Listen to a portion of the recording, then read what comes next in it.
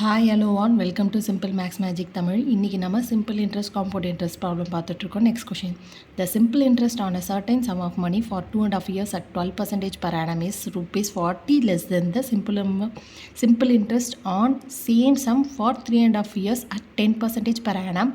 Find the sum அப்படின்னு கேட்டிருக்காங்க. அதாவது அந்த பிரின்சிபல் அமௌண்ட்டு தான் கேட்டிருக்காங்க. அந்த சேம் அமௌண்ட் வந்து 12% per annumல வந்து 2.5 years போடுறாங்க.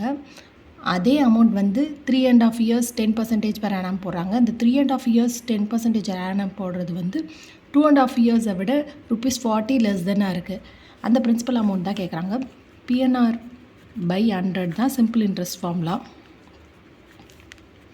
ஸோ பிரின்சிபல் அமௌண்ட் நம்மளுக்கு தெரியாது. n வந்து 2.5 years. 2.5 years எப்படி கன்வெர்ட் பண்ணலான்னா 2 into 2 ஃப்ராக்ஷனாக கன்வெர்ட் பண்ணும்போது 2 into 2 4 4 plus 1 5 5/2ன்னு வரும்.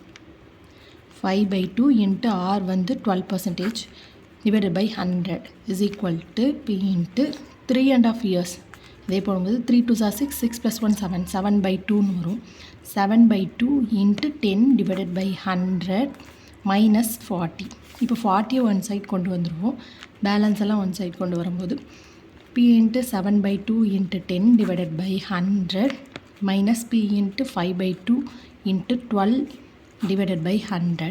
இந்த 2 கீழே கொண்டு வந்துட்டால் 2 into 100 வரும். அப்போ 200 வரும். அப்போ 40 is equal to P into 70 7 into 10 70 divided by 200 minus 5 into 12 வந்து 60.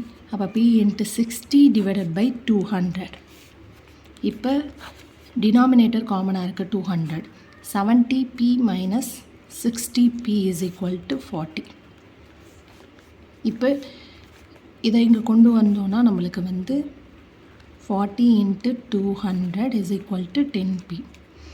இந்த 10 வந்து இங்கே காமனாக அடிச்சிருவோம். அப்போ வந்து பிரின்சிபல் அமௌண்ட் வந்து ₹800 தான் பிரின்சிபல் அமௌண்ட். இந்த வீடியோ உங்களுக்கு பிடிச்சிருந்தால் லைக் பண்ணுங்கள், ஷேர் பண்ணுங்கள், மறக்காமல் சப்ஸ்கிரைப் பண்ணுங்கள். Thank you so much.